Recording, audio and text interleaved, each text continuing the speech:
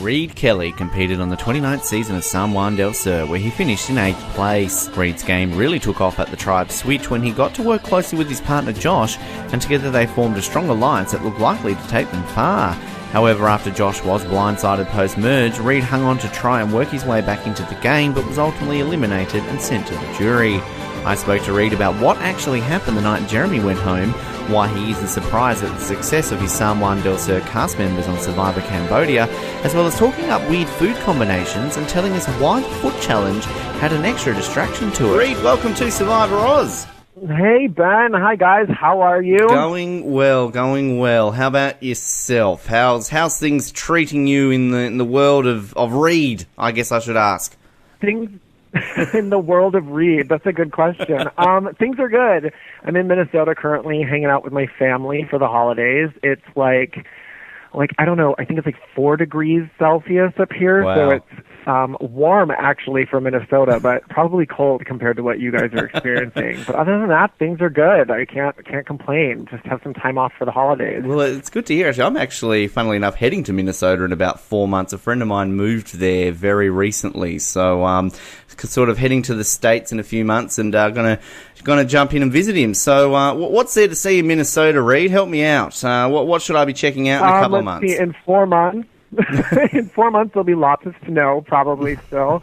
You definitely have to hit up the Mall of America. Okay. It's kind of our biggest capitalism situation happening here in Minnesota. But it's the Mall of America. I guess it's the biggest mall we have in America. So that's always fun to check out for shopping. And I don't know, Minnesota is just such a beautiful place. It's known as the land of 10,000 lakes.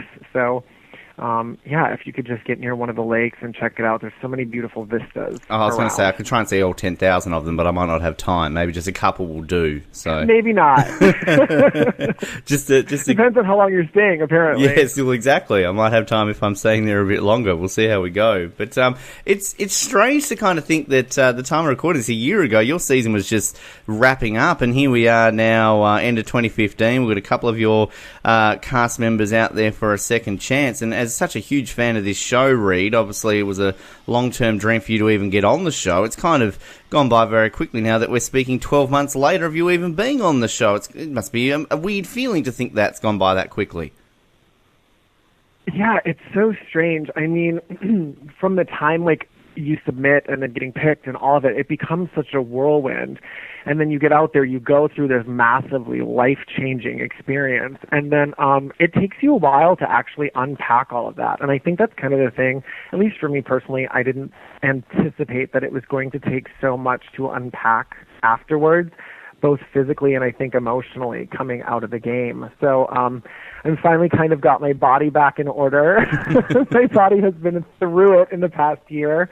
I lost 20 pounds on the show, and then I came back and I put on 30 pounds in a matter of weeks. And, for a dancer, that was not muscle that I put back on. So it's been interesting kind of getting everything back in order. But it's been a really great year, and it's just been so fun to actually watch our season air. And, and then this season, to have Survivor Second Chance happening is just kind of just such a phenomenal opportunity for everybody that's out there. And I'm just, as a fan, just so freaking excited for the season because it's, I don't know, I think we're all just so invested because we all have people out there as fans and now as a member of the Survivor family. I know so many of the people out there. So it's just such an engaged way of watching the show happen. So it's been a great year and super involved in how everything's playing out this season. Well, we talked a bit to Josh when we had him on the show about kind of how you guys got on, and I think sort of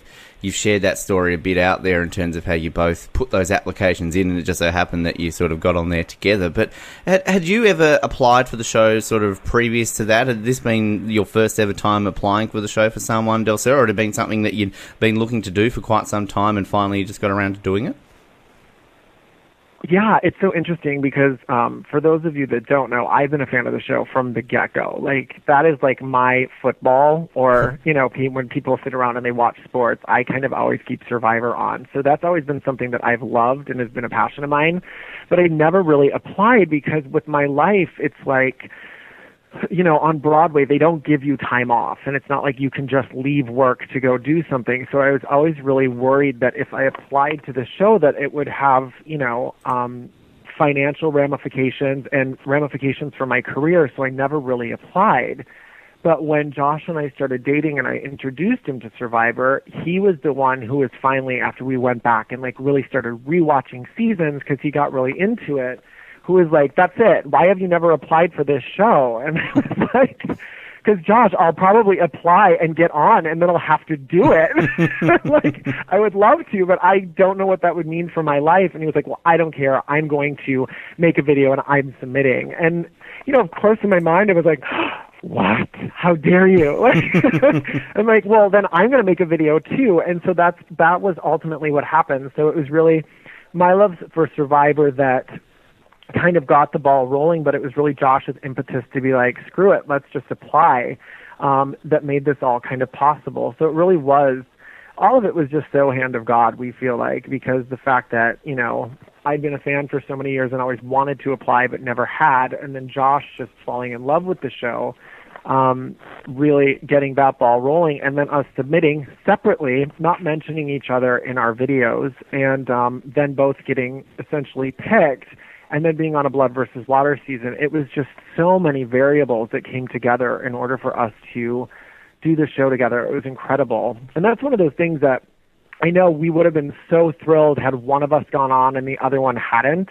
But I know it still would have been hard. If I had not gotten picked and Josh had, there would have been a level of, oh man, this is going to be so hard being home when Josh is out there. So this was kind of like the best of all scenarios for us, that we could both go on and then really have someone to decompress and debrief with after going through this experience, because there are so many things that you just can't even comprehend having not played the game or really lived through an experience like this. It's so strange. You think you have an idea before you go in, but there's just, such a small handful of people who can really relate to just how grueling it all is. Had Blood vs. Water, the original one, been one of the seasons that you'd made him watch, and once you were sort of discovered you were on there, did you go back and rewatch it about 58,000 times just to make sure that you were thinking of some other strategies and that to go out there and play with?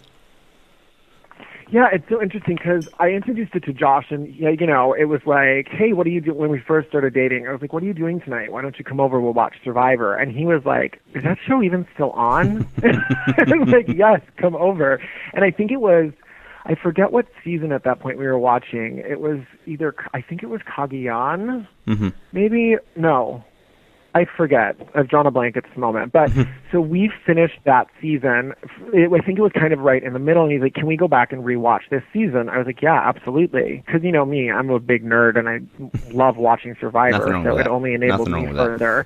And so after that, he was like, wait, I want to see more seasons. And so that's when we really started binge watching the seasons. And so it was a matter of 3 weeks later, I think we'd made it through 6 seasons or something, because we hauled up in my apartment and watched. So it was that. And I think at that point, once we decided to do it and submit the videos, then I think you start watching things with a different mindset, because I always watch with the mindset of what would I do in this scenario or in that scenario. But when you've submitted, I was like, you know what? I want to be as prepared as possible now, thinking I'm just assuming that I was going to get on.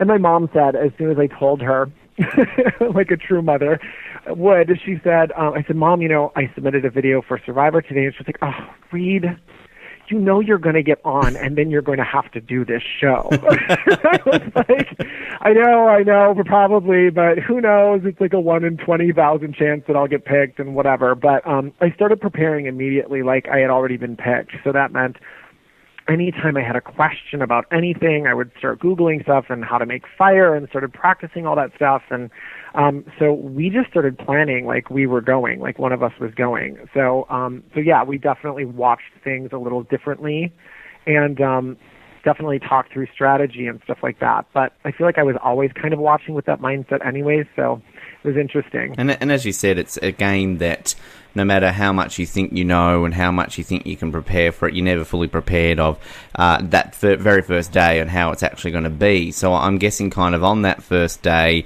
when you've gone in with all this preparation, you split up straight away, which I don't know if you assumed was going to happen or not, and it's basically starting it all over again, isn't it? You've got to reset that mind and kind of think, okay, what do I do from here?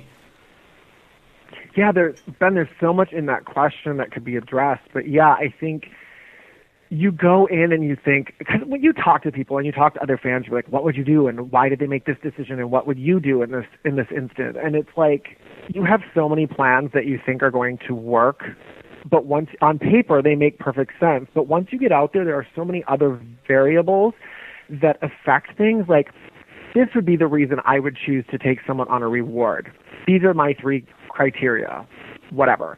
But when you get out there, those criteria are affected by how emotional one of these people is, how trustworthy somebody thinks you are, or how much trust someone thinks they have with you. And so it becomes all of these things that on paper sounded great, but it's almost like there are too many variables to factor in to make that on paper scenario work perfectly. So yeah, you get out there and pretty soon all of a sudden it's like, oh right, all of those things I thought I understood are totally out the window right now. So day one is, it's so overwhelming. And for me, one of my biggest worries was staying physically competitive because I was afraid, oh my gosh, I'm going to miss a meal, I'm going to faint, and I'm going to be terrible and embarrassing. And so that was one of my biggest concerns. And so you have so much anxiety about stuff out there that's not even like strategy related. So day one is just so much to deal with on so many levels. And obviously first impressions and of your tribe mates, and you're making those connections very early on. I mean,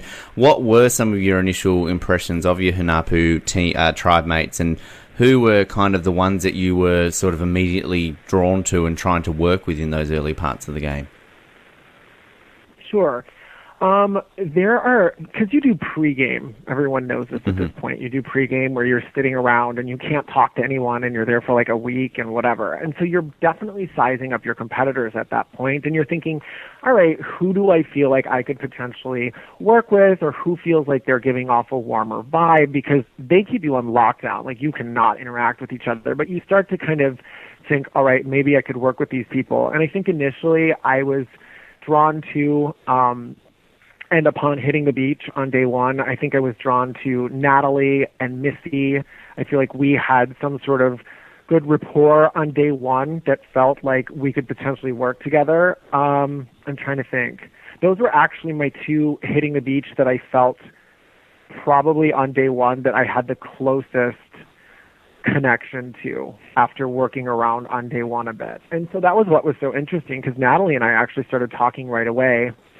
And I was just like, yo, why don't we just casually get some numbers together just in case, ultimately, because we all know eventually we're going to have to vote someone out. Let's just get some numbers together. And Natalie and I actually started strategizing right away. But upon hitting the beach, I'm a fan of the show, whereas in my season, it was like almost like a detriment to know too much about the game because there were a lot of people out there that were not necessarily fans of the game or students of the game, and so they were super intimidated by anyone who seemed to have any sort of strategy or wanted to talk strategy on my tribe, on Hunahpu 1.0. It was like we got on that beach and I was like, all right, let's go, let's get numbers in order. And in my head, that's what I was thinking. So I just casually talked to a few people, which already was way beyond where my tribe was at strategically. Like, they just wanted to be out there and, oh my gosh, this is so fun. We're on a beach. It's like vacation. So it was interesting. I had to really ratchet my game back, because after day one, after talking to 3 people about strategy, I was like, I don't feel like anyone is even remotely close to talking about strategy at this point. So wow. That was interesting. Yeah. And Jeremy said to me this season, he was like, oh my gosh, you would have loved being on this season, because he said people hit the beach and it was strategy 24/7 and people were, it was that. When he's like, in our other season, it just people weren't doing that until way later in the game. Yeah, it's fascinating. So that was interesting, day one. It's fascinating because I remember sort of during your season we talked a lot about how, particularly towards the end, it seemed as though there was just interesting strategy going on, and we kind of based that on a lot of these people weren't necessarily fans, and it kind of... Your season sort of wedged between two seasons where you had a lot of fans. So, like, obviously, Cagayan had a lot of fans playing the game, and then Worlds Apart obviously had a heap of fans playing the game. And it's kind of a lot of people seem to talk down your season because of that. But I'm for one, I'm a huge advocate of your season, Reed. Me and Noah, who you were dealing with a little bit in organising this interview, we spent the entire season 29 talking it up while everybody else was dissing your season. So I think it made your season... Thank you, Bag. ...season great. I think your season worked great for it. Well, it's interesting because Jeff made an observation, and I can't remember if this aired or not, where he said, there's a lot of people in this game who know how to play the game, and there's a lot of people who think they know how to play the game or don't know how to play the game. And he said it's interesting because typically, he's like, you get people, I'm doing a terrible job at paraphrasing right now, but he basically said that in the game of Survivor, you kind of take out the biggest threats. And he said it was interesting to watch our season because you had a whole bunch of people that didn't know how to play the game.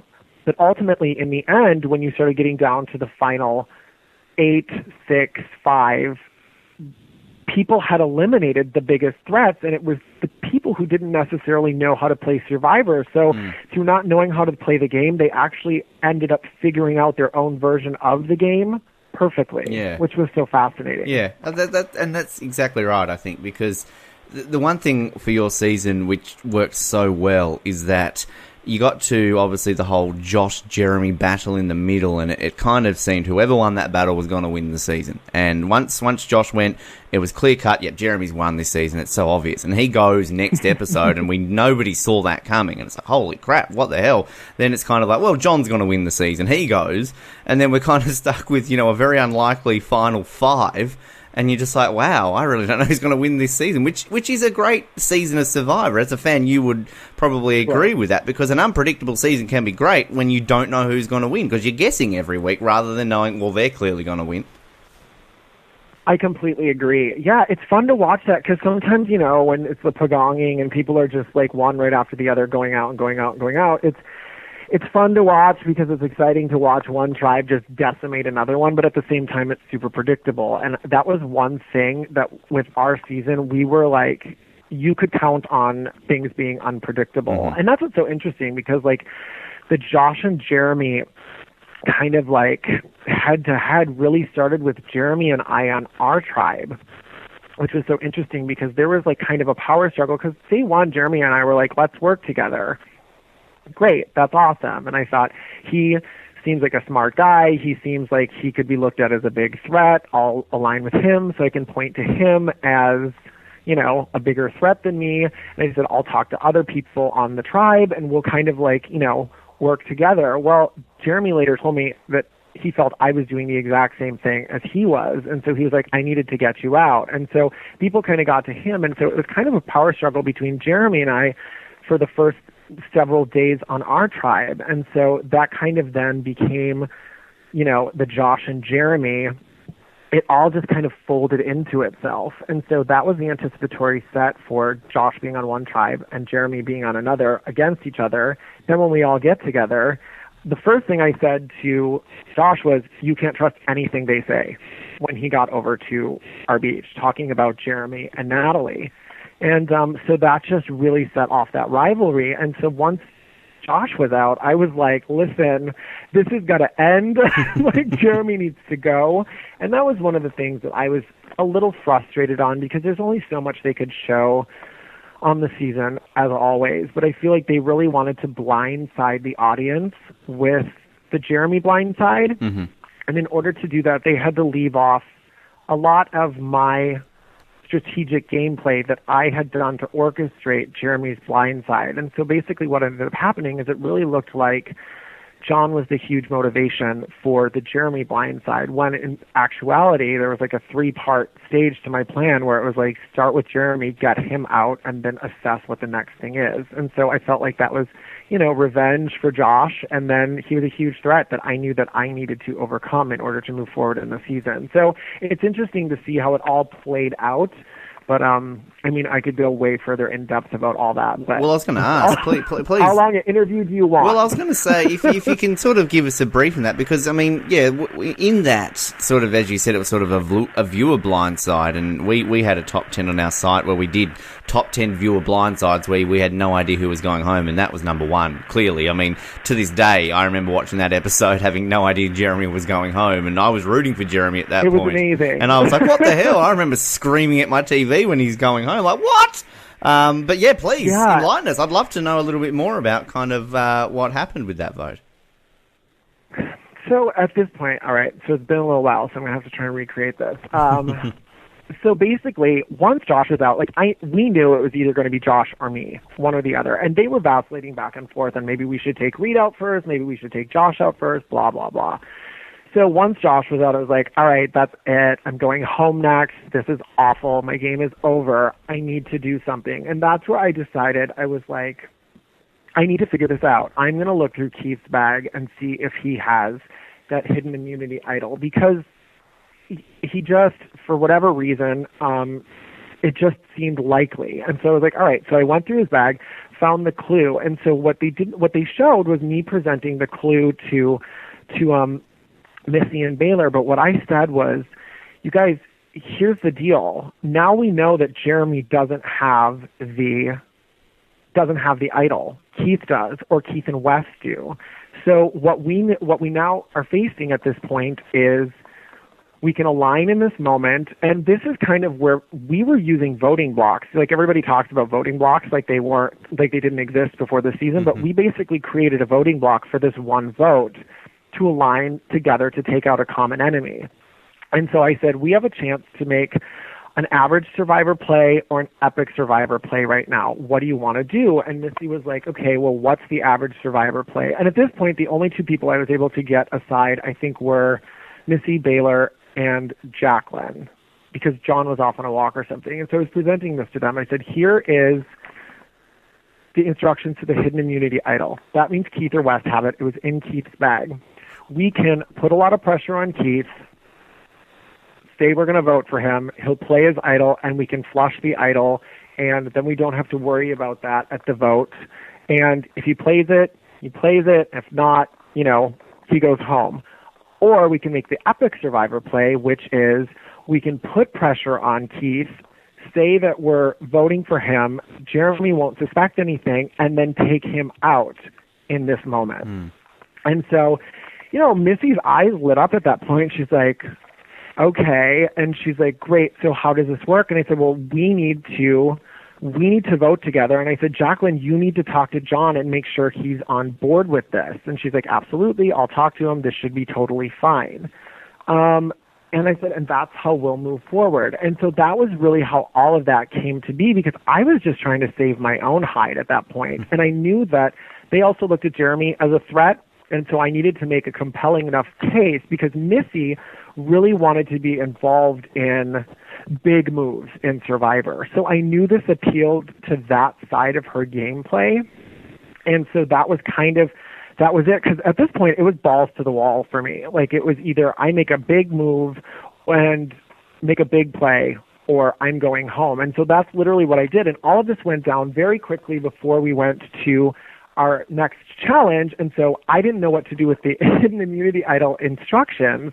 And so I had to stuff them down my shorts before we went to the challenge. And I don't know if you remember, I had like a pair of like short, swimmers on, like swimsuit on. And so that was like poking me in my junk through the whole challenge. And it was actually, I think, the reason why I lost to Baylor in that foot challenge was because twice I had to stand up and adjust my swimsuit, because the hidden immunity idol clue was poking me in my business and was going to fall out. And I was so terrified that it was going to fall out at the challenge. And so that's what actually slowed me down. So all of it was really funny because here I am. I have this clue. I'm trying to figure out what to do with it, how to utilize it the best. And it actually ended up affecting my thing. But we got home, I lost that challenge, and I knew that this is what needed to happen. So that's kind of how that all transpired. And then once we got Jeremy out, I was like, all right, great. Now what? How do I keep moving forward? I just need to pick a new target, and then if I can make that target happen, which was obviously we went after John next, but I did that as like a twofold plan. I'm just babbling right now. Please, I hope this is what we like here, Reed. It's fine. Please keep babbling. It's all good. So Jeremy went home. Epic. He had no idea it was happening. It was awesome. It was a good thing. So I felt, great. This happened. I was devastated watching it back where I was like, I worked my butt off to make all of this happen, to organize all of these people. It's like herding cats trying to get them to vote together. And then I didn't get credit for it on TV, and I was like, oh, fine, whatever. But for the next part, I had to organize this giant, complicated kind of split vote scenario. And for me, which I never really quite communicated to the audience, I don't think, was that it was all just about saving my butt. I wanted to keep moving forward. And if I could move forward far enough, I felt like I could figure out a way just one vote at a time to keep moving forward. So I was like, if we can get Jeremy out, if we can get John out, that's great. But if not, we'll still end up taking out Keith or Wes because of the way the votes are split. And if one of them plays the idol, it still won't be me going home. And so that's really how I organized all of that, because ultimately, if one person didn't go home, someone else was going home, and it still wasn't going to be me, and that bought me more days in the game. So that was kind of my impetus behind all of that. So there were many sleepless nights where all I did was like stay up and try and run different permutations of stuff, which is so hard when you're starving and you're not sleeping and, you feel super threatened in the game. Yeah, it's amazing kind of. I've always thought that if I was to play a game, if I was to play Survivor, I'd be exactly that. I'd be just constantly always just not being able to sleep, thinking this. And I think kind of, we've talked a lot about, say, Tony, for example, who kind of just seemed to be on 24/7. The guy never switched off throughout the entire season. And I'm sure, there are a lot of players who are like that, which, as such a fan, as we keep saying, Reed, I'm sure you're putting through scenarios in your head as well, like, well, on this season, this happens. If I try and mix a bit of this strategy with this strategy, I could do this and this and this and this. Totally, but the hardest thing was that on our season, no one behaved the way they do on other seasons. That's what was so challenging, because when you don't have people who are used to watching the game, they don't really understand. So when we initially started talking about splitting votes, and I was like, this is why you split votes. This is why this happens. Like, we have to split votes here. And so you're kind of having to teach people stuff, but that also makes them super unpredictable because they don't follow the general, unspoken format of how people typically play, which is awesome. I mean, it sure makes things unpredictable, and I guess maybe interesting to watch as viewers. I think that's why half the time people were like, who's going home next? Is because from week to week, we didn't know who was going home next because you couldn't control people because they didn't follow kind of standard practice. So, yeah, so as much as you'd strategize at night, I don't know. And ultimately, what ended up doing me in the most was I said to Keith, I was like, Keith, here's the plan.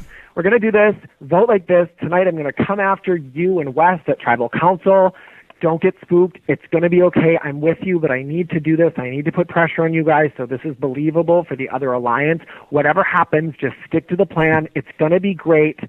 We're going to be fine. And, Keith is like, Roger that, Reed. And it was like, ultimately, in the end, I guess my acting was too good or something, but, he freaked out. But it comes down to, you run through all these different permutations of stuff in your head, but it really comes down to the people you're playing with and their level of comfort in the game. So it was so interesting, but those 4 words just like crushed my game. It was my own words coming right back at me. So, it was it's so funny when I look back at it. And at the moment it happened, I was like, and good night, I'm done. But it was fun. And when that happened, actually, what was really interesting is I made a split decision which I don't know if I've ever talked about this publicly either. There was a split-second decision where Keith said, Reed, you need to stick to the plan. And I was like, oh my gosh, what? And I was like, all right now I have the option to stick with the plan that we've done and stay with it and go down with this ship. Because at that point, I had said to Keith is like, Reed, I don't know. I trust you. If you stab me in the back on this, I'll come to New York and I'll kill you. And I was like, Keith, you can trust me. I've got this. We're good. We are in this together. Come hell or high water, we are going to vote together on this. And so when he said stick to the plan and kind of, incinerated the plan in that moment, I had a split second where I was like, hey, I can just vote against one of them, not go with the John Blindside moment, and be like, I don't know what they were talking about. I voted with you guys. But at that point, it felt like even if I did that, there would be so much distrust that I didn't think I could recover from that. So I was like, you know what? Strong and wrong. I'm going down with this ship, and I'm going to vote the way I promised Keith, we would vote. And ultimately, the ironic part about all of it is everyone voted exactly the way I told them to, like the entire tribe.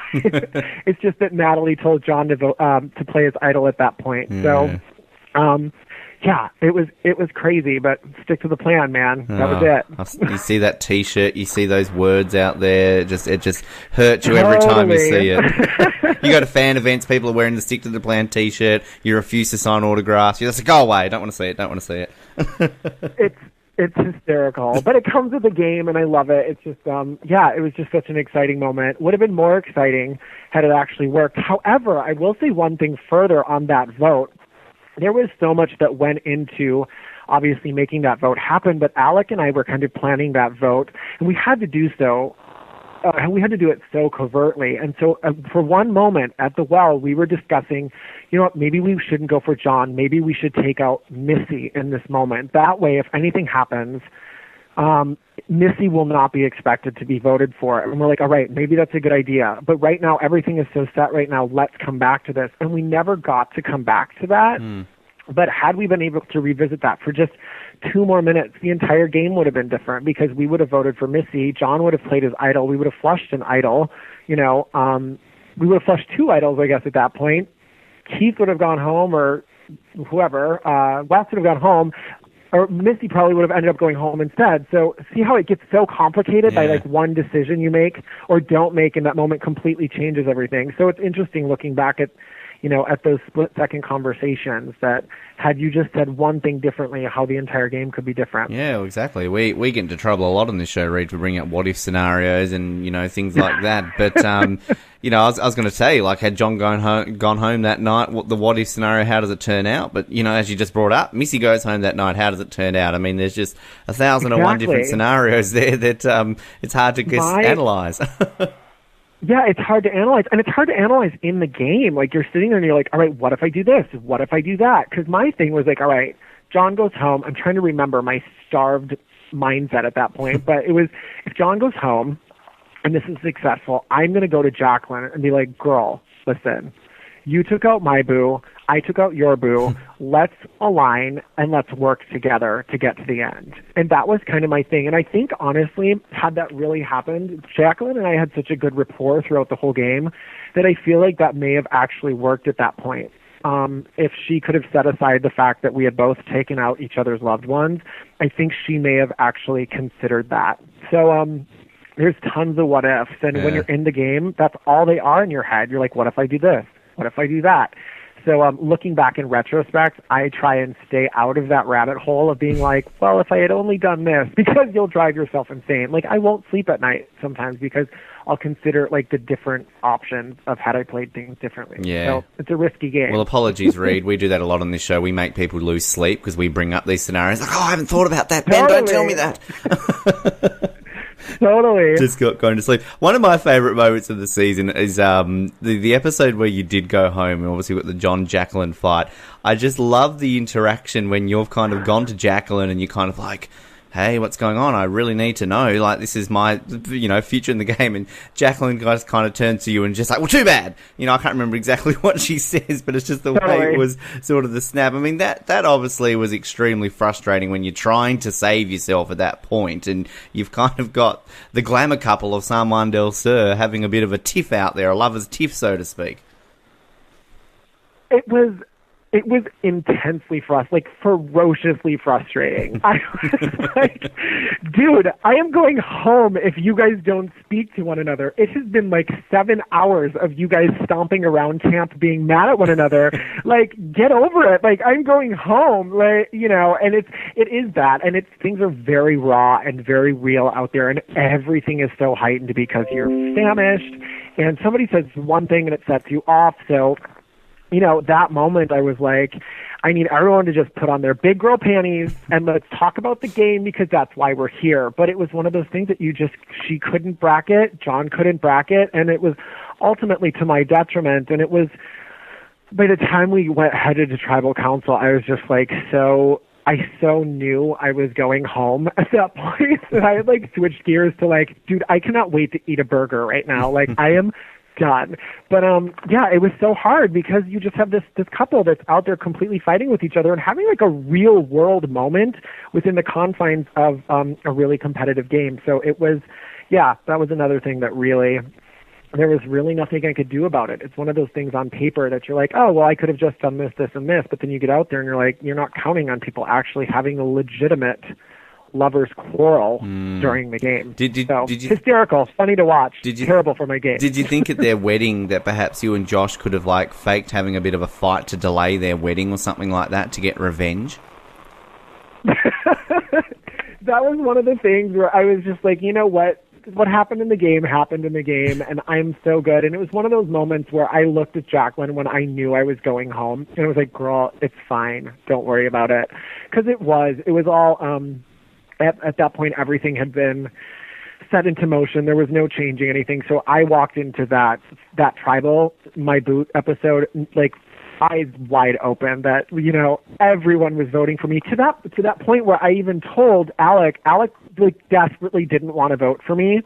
And Wes felt really bad, and he was like, I don't know, and I feel really bad about this. And I was like, I literally looked at Alec in the middle of tribal, and I was like, it's fine, just vote for me, because I knew I was going home, and I didn't want to hinder their game any further, because I was like, you know what, we've kind of been through it with this, just keep pushing on, keep going on, keep our whatever was left of our cobbled together alliance strong. So I was like, just vote for me. It's fine. I get it. Because I knew at that point there was no turning the tide. Yeah. Now, I'll get to the listener questions in a second. We've got our 5 that we wrap it up with. But one question I wasn't going to avoid, Reed. It's a question everybody asks you in every single interview. I know we spoke to you briefly about it during our Christmas episode last year. But, the Missy speech, the jury, what you said to Missy, the whole background of this. I mean, it's a very memorable speech now. It will go down as one of the greatest speeches in the history of Survivor Tribal Council. But I have no idea what you're talking about. I don't know what you're referring to. You didn't see it? You weren't there? Weird. I don't know what you're talking about. Has it been something, I guess, really, in the last 12 months with Missy that... Has there been any form of relationship trying to be repaired there or any sort of communication at all since the season's all wrapped up? Yes. Okay. So I don't really know. It was one of those things that Missy and it happened, and we got along very well at the reunion, and things were very cordial. It was kind of like there was a big elephant in the room that we just weren't going to address, and that was kind of it. And so after it all happened, and after, Jeff, went on to plug the next season and our season ended, we were standing on stage, and Missy and I were just like, Missy said, I realize it's gameplay and you were doing it, and let's just be friends and we're good. And I was like, good. I hope you realize that, just like in sports, if somebody fumbles, commentators are going to talk about it, and you can talk about how somebody plays within a game and how you feel they're playing. And I said, that's the only thing I was doing. And I said, because I didn't want to attack you personally. I wouldn't talk about your private life and stuff like that. I was, talking about the character you were portraying within the game through what I saw. And so I felt like we kind of came to a good place at that point. And she's like, great, let's be friends. It's awesome. However, she then went out and did 40 interviews where she was less than less than friendly. So it was one of those things where you're like, all right, it is what it is. Let's just agree to move on. But I'm one of those people that I don't necessarily like having weirdness with others in my life, and I think it's important to be able to bury the hatchet and just kind of, move on in as healthy way as possible. So we definitely gave each other lots of space.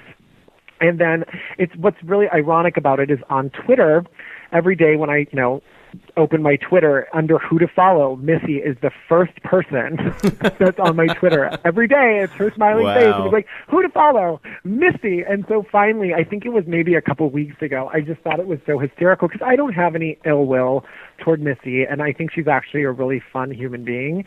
But I just reached out and I was like, girl, I see your smiling face every day. It looks like Twitter wants me to follow you. And so I did. And so it was kind of extending that olive branch. And now we talk on Twitter and we kind of interact on Twitter and stuff like that. But I think Fantastic. it was a good moment. And ultimately, it's not that deep. Like, it was a game and, we all did stuff out there that, we would never do probably in real life situations, and so I think we both understand that. So I have nothing but positivity for Missy, and I wish her nothing but the best. Good to hear. We like hearing that sort of stuff after the show. I mean, it might not be the sexiest answer. Like, I'm sitting here like I'm bashing her, but it's the truth, though. No, trust me, Reed. If we want people to bash other survivors, we've got our go-to people, and we didn't assume you'd be one of them. So that's right, good. Exactly. That's good. And funnily enough, I believe we were number 2 on your list of people who to follow on Twitter. So we've jumped up to number 1. Absolutely. You can see our logo every single time you log on. Now, just quickly also before we get to the listener questions, just quickly on season 31. I mean, at the time of recording this, we're at the final 7. All 3 San Juan del Sur people are still on. And the episode we've just seen, it was San Juan del Sur Central. We had everyone winning immunities and rewards, and they've got idols. And all 3 people from your season, who initially, of course, you had on Hanapu at the beginning, they've done very well. I mean, kind of, what's been your take on Kelly, Keith, and Jeremy? And do you feel any of them's got a real shot at winning this season? Yeah, I mean, I'm really, really freaking proud of all of them because it's one of those things that, you want people from your season to do well, and I feel like, generally our season was looked down upon so much as being not one for strategy and being so erratic, but I'm just thrilled that people from our season are going on there and really living up to their potential. Because the thing about Kelly is, she was one of the people that I talked about the game with all the time, and I knew she was this girl. This is the girl I knew her to be. So it was so fascinating that in our season, she just never got a chance to really demonstrate all of this, but it was who I absolutely knew she was. So I'm not surprised by any of this as far as Kelly is concerned, nor am I surprised with Jeremy. Jeremy plays a really good strategic game. I think he has a good handle on how to interface with people and what he is projecting to others, because it's so funny because, the person he is in his cutaway interviews and his confessionals is quite different than the person he was on the island when we were out there. And so it's so interesting to see how he's able to shift from one character to another, from this is who I'm portraying in the game to, this is who I really am. Why are these people so stupid? Why are they so happy? It's interesting because we didn't get that necessarily on the island. So I'm not surprised that they're doing well. And Keith, I'm not surprised where he's at in the game either, because just like in our season, he was a savant when it came to balls. So he was doing great in challenges. It's so crazy. He's really great in challenges, which you don't expect, but he's an amazing fireman. And so you have to kind of bracket these, judging a book by its cover or by its dialect. Necessarily, you have to kind of bracket these things because he is super capable. And as far as making it so deep into the game, I think he'll make it further, because I think for the same reasons he did in San Juan del Sur, is that he's not necessarily somebody who you think is a huge threat. And you're because what was it this last episode? Didn't he vote for Tosh? Like, it's like he usually never has much of a clue.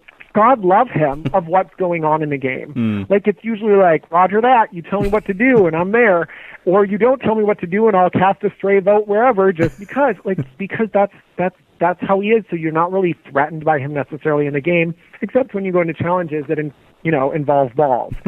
So I'm not surprised that he has again lasted this far into the game, because it's just a different way of surviving. So I'm super proud of all of them. I'm obviously super rooting for all of them, and it's going to be interesting to see how things continue to develop. Definitely, we'll keep an eye on it. We spoke a little bit to Josh when we had him on about whether or not he was approached to be on this season. Did you even get a phone call kind of like asking if you'd be interested to be on this season?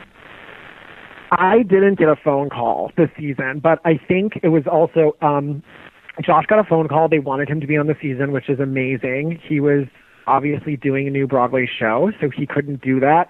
I didn't get a phone call, and I don't know if that's because literally I was just like, I'm super busy coming up, and casting just knew that, or I think it would be most viewer pleasing for the Josh and Jeremy thing to be reignited on a second chance season. So that made perfect sense to me, because they're not going to call, I wouldn't imagine that they would call both Josh and I back for the same season again. Nor would I want it to be that way. But I think the most appetizing thing would be to reignite that Josh and Jeremy kind of head-to-head and see, are they going to work together this time, or are they going to fight against each other? So that made perfect sense to me. Yeah, well, if Josh had been out there, we saw obviously Val and Dale come out as loved ones, so you could have been out there in the loved one visit there, Reed. That was kind of cool to see them come out again, so yeah. Oh my gosh, it was so great. Yeah, I would hope Josh would have me out as his loved one. You'd want to think so. You'd want to think so. If not. Now, just before I get to the listener questions, we always just like to get a little update, Reed, sort of how things going for you. You mentioned obviously you're out there in Minnesota at the moment for the holidays, but kind of what else is going on? Still doing the Broadway and the theatre thing? You and Josh obviously still going well after this time after Survivor? Thank you for asking. Yes, for those of you that don't know, Josh actually proposed to me Congratulations. this year, which was very, very sweet. Thank you. So he had always kind of said that he wanted to be the one to propose. So I said, well, if you're going to propose, I get something shiny. So I've got something shiny on my hand right now, which is very exciting. So we're looking forward to getting married in 2016, which I'm beyond thrilled about. Right. Because Josh and I knew we loved each other going into Survivor, but like when you haven't eaten in days and you haven't brushed your teeth and you're cranky and irritable and bug bitten and you still look over and you still just absolutely love and adore the person laying next to you in the shelter who is your significant other, it's just so much more affirming. So Fantastic. That's amazing. Great. We're happy about that. As far as Broadway's concerned, I am pleased to announce that I will be returning to Broadway. Great. Starting in a new show by Cirque du Soleil. Fantastic. Called Paramore. And we start rehearsals in January, and it doesn't open until, I think we start previews in April. April, and then we open in May. So it's a huge undertaking. It's Cirque du Soleil's first foray into Broadway. Right. So it's going to be awesome. It's going to be an epic project. It's called Paramore, and it's basically, I think the premise of the story is that there's an actress in the 1940s who has to choose between the love of one man or the love of thousands. And so that is kind of the framework on which the story is built. And there's going to be acrobats and dancers and singing and dancing and all of that stuff. So I'm super looking forward to being a part of that and starting rehearsal. Wow. Soon. There you go. Congratulations. We actually have one of the Cirque du Soleil shows is coming to Hobart next month. Actually, we've only ever had one come here before, and we've got a second one coming here next month. So Cirque du Soleil is fantastic. Awesome. That sounds amazing on Broadway. So there you go, people. Check it out. You're in New York. Head over there and see it from about May next year. So. There you go. Congratulations on everything, Reed. It's all going very well for you, which is what we like to hear. Now, some listener questions. A lot of these, as always, get answered throughout our interview, and thanks to everybody who sent these in. Now, one of our Oslets, Nick Chester, he asked Reed, as a massive fan of the show, what was the biggest surprise about the experience that people don't realise from just watching the show? This is from Nick? Yes. Nick, let's see. Everything. Like, honestly, I know it's such a cop-out, but you get out there and you have such a preconceived notion of what you think Survivor is. But it's so different. But I think my biggest thing is, like, I don't know. I was, like I had said before in our interview that, you know, I thought I was going to get out there and want to faint because I was so hungry and the hunger pains were going to be unbearable. What was so surprising to me is it wasn't necessarily... If you know, like, when you miss a meal and your stomach starts aching and you're like, oh, gosh, this is awful. I kept thinking this is going to be what the Survivor experience is like, only times a million. But that wasn't it for me. I never really got the pangs of hunger that physically that I thought I was going to experience. It was the mental hunger that was the unexpected thing for me, which was so crazy. It's that literally you think about food nonstop. Like, there is not a moment when you are not thinking about food. And the longer you're in the game, the weirder the fantasies about food become. And so unless I am talking to you about who we're going to vote out next, or we are figuring something out, I am thinking about food. And so, you know, you start fantasizing about food, and then pretty soon you start thinking about food in ways that are like, just like you would do dirty, dirty things for, like, anything out there. So that was really shocking to me that pretty soon I was like, I want spaghetti, and I want to cover it with maple syrup, and then I'm going to put it between 2 slices of pizza, and, like, all of this stuff sounds amazing to you at that point. So that was really fascinating. I just wasn't expecting that. Wow. Not to mention, taking that one step further, I wasn't expecting my relationship with food to change so much leaving the game. And so that's one thing that still surprises me to this day. I never liked sweets before I went into the game. They just never occurred to me. Like, I never really liked birthday cake. I've never been big into candy. Like, I like chips and whatever, but that's it.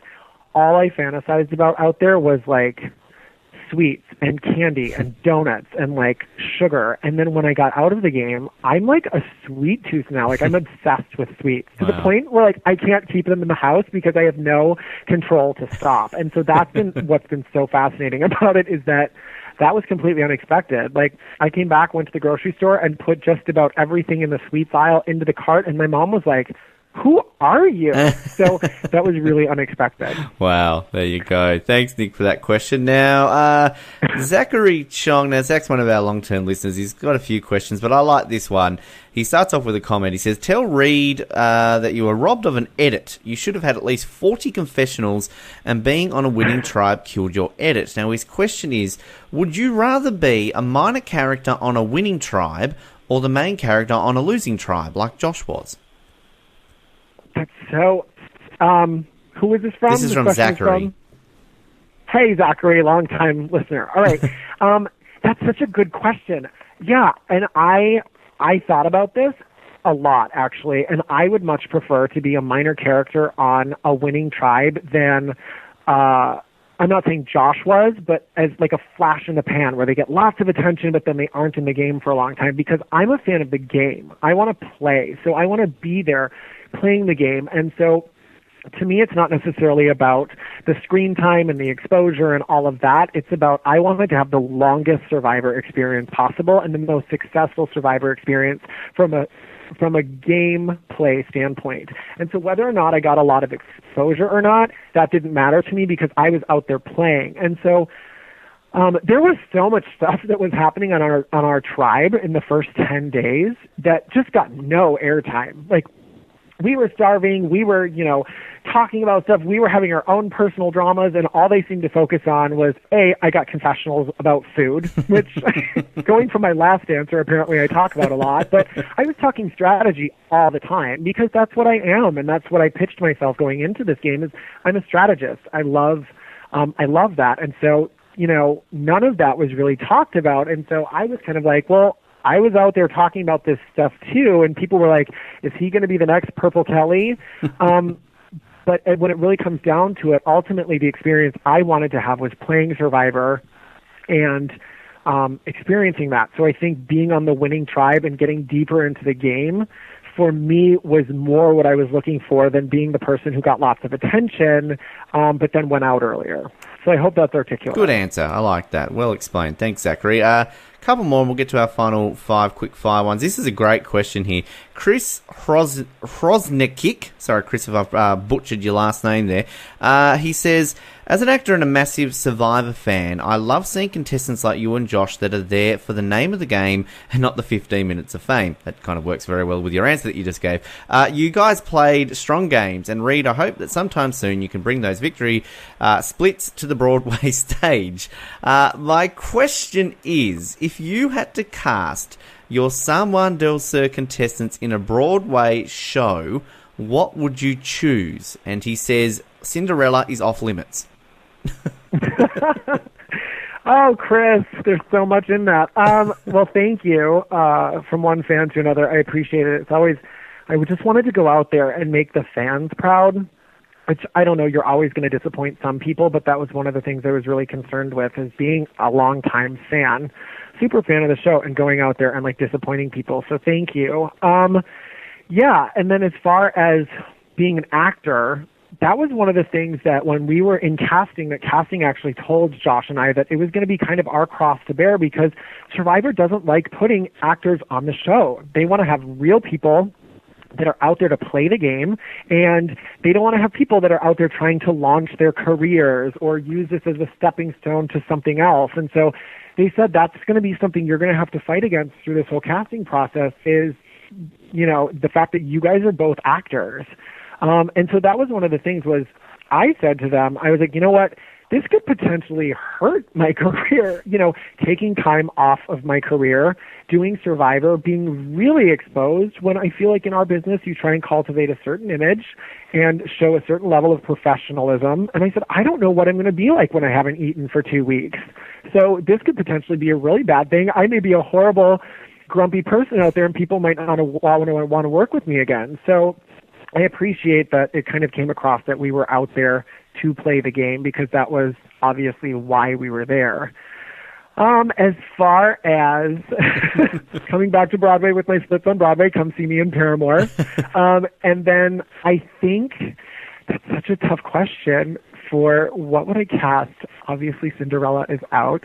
I'm split. I kind of want to say that we're Avenue Q, which is a bunch of like Muppety cartoon characters from our season, because if you watch Avenue Q, everyone's like Muppety and crazy and weird and bizarre and blah, like just all over the place, which I feel Avenue Q very is. So I think I would have to say that, because we were all like a bunch of Muppets out there running around with our heads cut off. So I'm going to say Avenue Q. I hope that's okay. That's fine. You've locked it in. But thanks for that question, Chris. Good answer. Now, a few ones here have been answered. Jeremy Wickler's question has been answered. Most part. The final one I'll ask you before we get to our final 5. This is just Hi, Jeremy. This is a quick one. one. Your question, even though it was answered. Yes, it was very well answered early on. Brandon Nelson, I like this question. He asked, who played a better game, Baylor or Missy? Oh, wow. Who played a better game? Well, I'm going to say Missy for that, just from the standpoint of, this is where I always get really uncomfortable.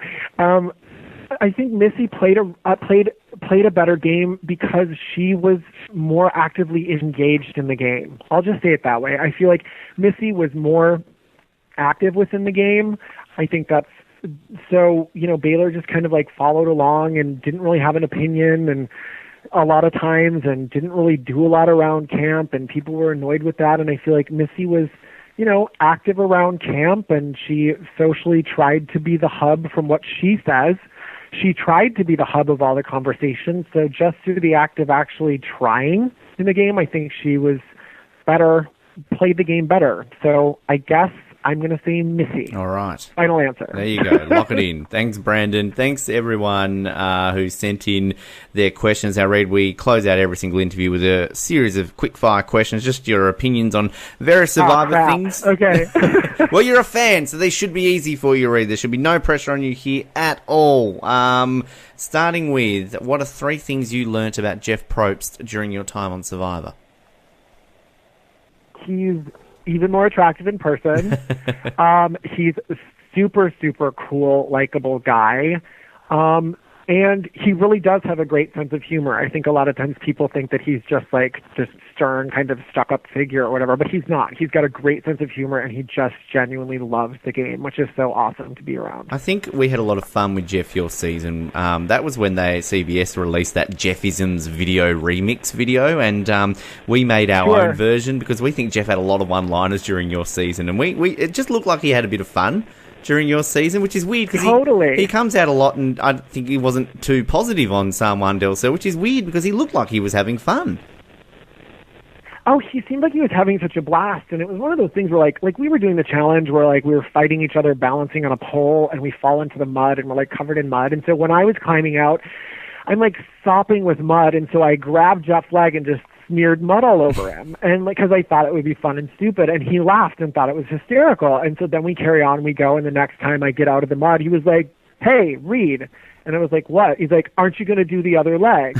And so, like, I smeared mud all over his other leg, so it's stuff like that. Like, he really enjoys himself out there, and this is a man who loves the game, so it's kind of funny when people are like, "Oh, he's so, mean," and, all of these things. I don't, it's sad when he kind of comes across that way because I don't really feel like that's really who he is when you're out there. Yeah.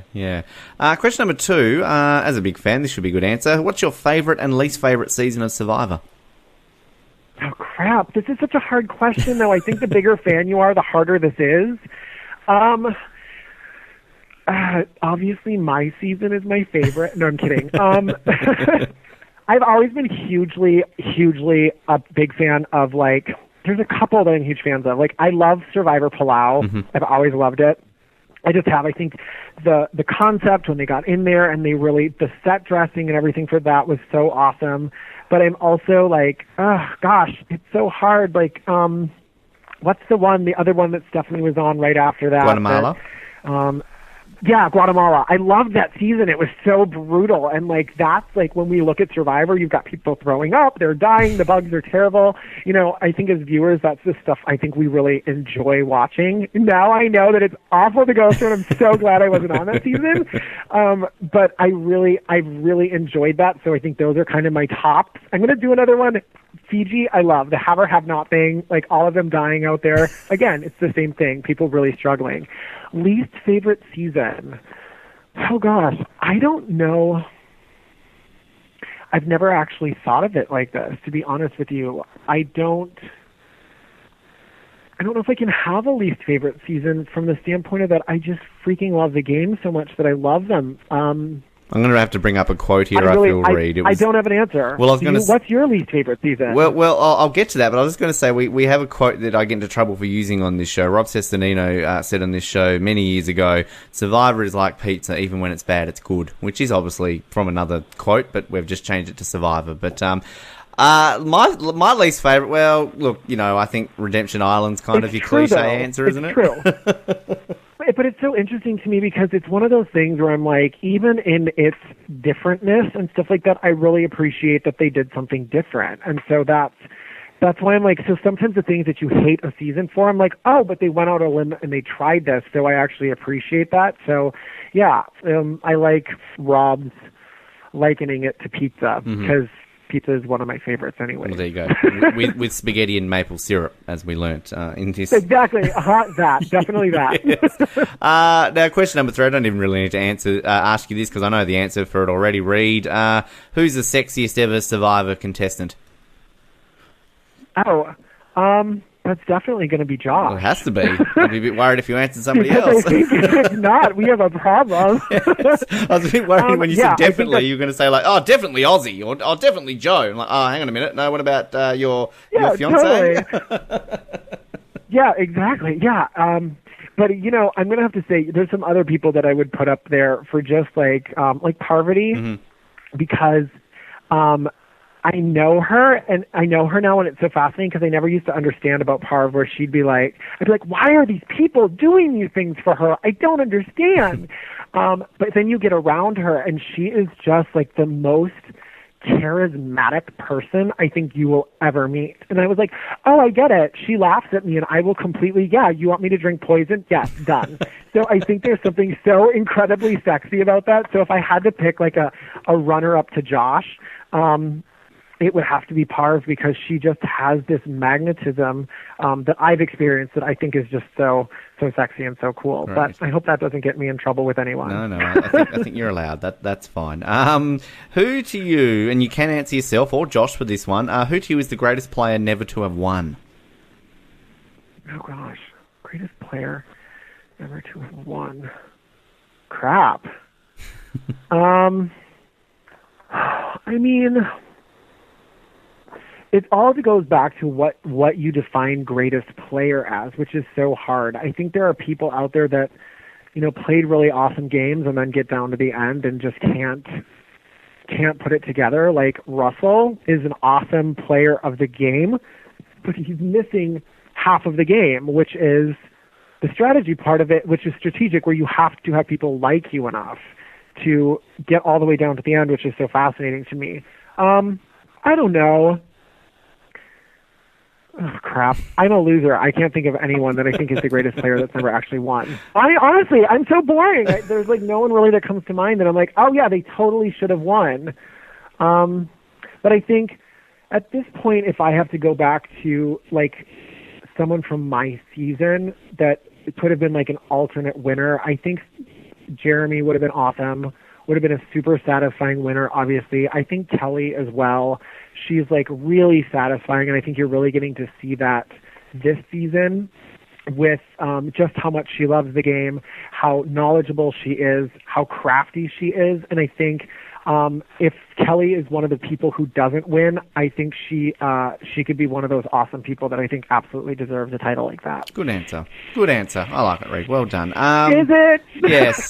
There was a really long pause there. Not the longest pause I've ever had on this show. Trust me, I feel like I'm still waiting for some answers from some people at this point. Where are we? Second last question for you. Who is your least favourite winner? This might be another difficult one for you. Least favourite winner? Gosh, least favorite winner. See, this is what happens to me with questions like this, is that you'll ask me this question and I will be completely blank, and then I will hang up with the phone with you, and I will come up with 5 answers that I am dying to tell you. But I think, as far as unsatisfying, it's usually a winner that I feel is like, all right, of course they won because it was like the lesser of two evils. So I guess I'll let you come to those conclusions, but no one immediately jumps out in my head as being completely unsatisfying as a winner. You're so polite, Reed. You're so polite. I think you know who you want to say. I guarantee you. Listen, I will do this. When I hang up, and if I think of somebody who is like, oh, that was a total Bootsy winner, I hate it, I will tweet it to you, and you can retweet it, because I guarantee you I'll have more concise thoughts about it later. Absolutely. I'm going to hold that to you. You know I will. So we'll keep an eye out for that. Final question. Again, this might be a case of the same for, you have to tweet this one after. In the history of Survivor, who to you was the greatest ever contestant and why?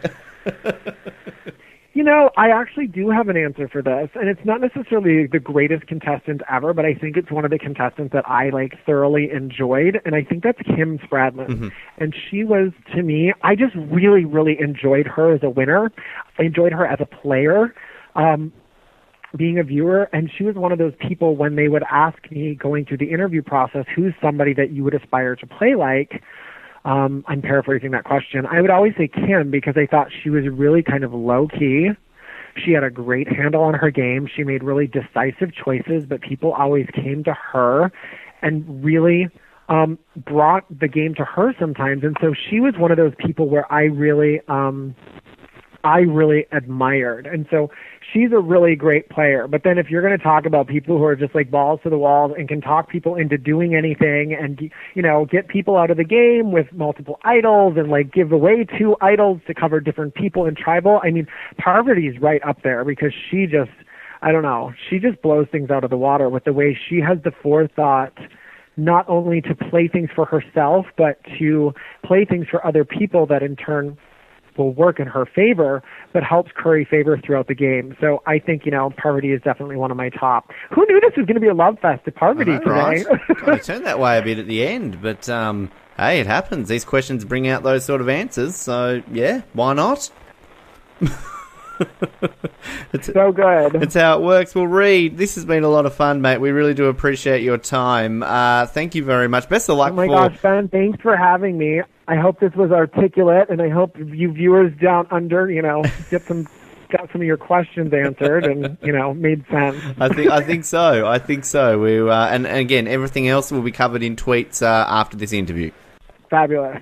All right, guys, if you're not following me on Twitter, it's the Reed Kelly, and I can't wait to have some new followers and talk to you guys on Twitter. Thanks a lot, Ben. And there you go, Reed Kelly, Someone Del Sur. Great to get Reed on the show, and great to get an interview back. It's sort of, as you know, sometimes a long time between interviews. We're obviously still never giving up on them. But we strive to bring them to you whenever we can. So thank you to everybody who sent in listener questions as well. If you're a fan of Someone Del Sur, which you should be, it's a great season, SurvivorOz.com, click on the interview section, or you can go to SurvivorOz.com/interviews. That takes you directly to that page now, and you see a wide variety of contestant interviews from that season, and of course all the other seasons as well. And our coverage of Survivor Cambodia is continuing. We're into the final weeks. Oztopsy episode recaps, they're all still to come. Easiest way to get those interviews and episodes, of course, is to subscribe to us via iTunes. That way you get them directly to your service without really having to lift a finger. So make sure you do that. Like us on Facebook, follow us on Twitter, and we always do appreciate your support on YouTube as well. I never really tagged that. Subscribe on YouTube. We are getting those episodes up fairly more frequently, I should say, right now. There was a period there where we didn't kind of have them up too often, but they're up there fairly regularly after they air. So if that is an easier alternative to iTunes or other podcast services, that is available for you there as well. But in the meantime, this has been the Reed Kelly interview. Thanks to Reed. Thanks for listening. We will speak to you next time on the trains here on Survivor Oz.